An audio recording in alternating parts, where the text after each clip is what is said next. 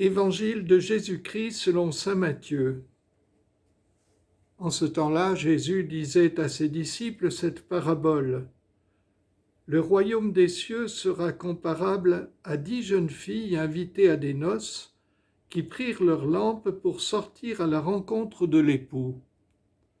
5 d'entre elles étaient insouciantes et 5 étaient prévoyantes. Les insouciantes avaient pris leurs lampes sans emporter d'huile, tandis que les prévoyantes avaient pris avec leurs lampes des flacons d'huile. Comme l'époux tardait, elles s'assoupirent toutes et s'endormirent. Au milieu de la nuit, il y eut un cri. « Voici l'époux, sortez à sa rencontre !»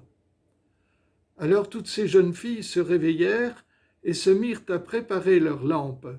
Les insouciantes demandèrent aux prévoyantes « Donnez-nous de votre huile, car nos lampes s'éteignent. » Les prévoyantes leur répondirent « Jamais cela ne suffira pour nous et pour vous. Allez plutôt chez les marchands vous en acheter. » Pendant qu'elles allaient en acheter, l'époux arriva. Celles qui étaient prêtes entrèrent avec lui dans la salle des noces et la porte fut fermée. Plus tard, les autres jeunes filles arrivèrent à leur tour et dirent « Seigneur, Seigneur, ouvre-nous !» Il leur répondit « Amen, je vous le dis, je ne vous connais pas. Veillez donc, car vous ne savez ni le jour ni l'heure. »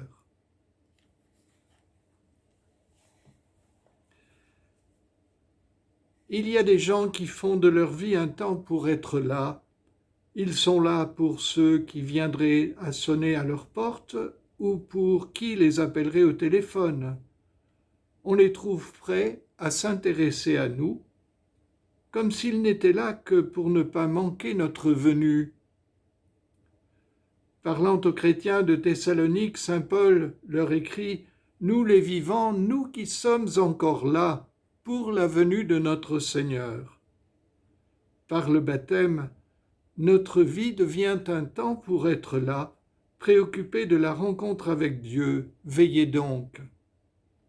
Être là pour la rencontre, être vivant, veiller, nous l'apprenons à chaque étape. En appelant les siens à veiller, le Seigneur leur donne de faire de l'aujourd'hui un temps pour la rencontre avec lui. Dieu se présente à nous comme celui qui vient à notre rencontre, mais de manière inattendue. Veillez donc, car vous ne savez ni le jour ni l'heure.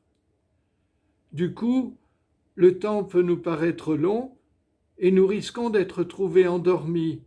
Peut-être les premiers chrétiens ont-ils dû être ramenés à la vigilance pour être ces serviteurs avisés à qui le Maître a confié sa maison et qui ne se laissent pas détourner de leur service. C'était déjà la parabole de Matthieu, juste avant celle de ce dimanche. Comment rester présent alors que notre temps ne semble pas celui de Dieu? Ne sommes-nous pas tentés d'imaginer que c'était mieux avant ou qu'il faudrait passer à autre chose pour que la foi soit possible? À qui donc s'adresse Jésus lorsqu'il appelle à être prêt, sinon à chacun de nous, jeunes ou vieux, parents ou grands-parents, chacun selon sa profession ou son engagement, malade ou bien portant, tranquille ou pas trop sûr de nous. Tous, nous sommes appelés à devenir ces veilleurs que le Seigneur désire aujourd'hui, même s'il nous semble que ce temps n'est pas le bon. Il se pourrait alors que notre apprentissage de l'aujourd'hui de Dieu soit aussi d'être là les uns pour les autres. Peut-être ce temps d'épreuve inattendue nous offre-t-il de nous laisser rencontrer pour ne pas manquer d'être prêts pour la venue du Seigneur. Autour de nous, beaucoup sans doute sont par leur vie ceux qui ne désespèrent pas des autres, ceux qui continuent de guetter avec confiance le moment où le cœur d'un autre s'éveille. Ceux-là qui ne sont pas endormis en se tenant prêts à espérer pour les autres, pour le monde, pour ce temps, ne nous aident-ils pas à rester des vivants, justement parce qu'ils sont reconnus comme des veilleurs. Ne les appelle-t-on pas bienveillants? Oui, nous tenir prêts à rencontrer le Seigneur qui vient, c'est aussi la chance de nous tenir prêts à la rencontre des autres. Où en sommes-nous? Sommes-nous déjà entrés dans la salle des noces avec le Seigneur? Saint Augustin disait, il y en a qui se croient dedans et qui sont dehors. Il y en a qui se croient dehors et qui sont dedans. Si nous pensons que nous sommes dedans, au moins nous faut-il rester attentifs à celui qui frappe encore à notre porte, comme dans ce livre de l'Apocalypse au chapitre 3, verset 20, « Voici, je me tiens à la porte et je frappe.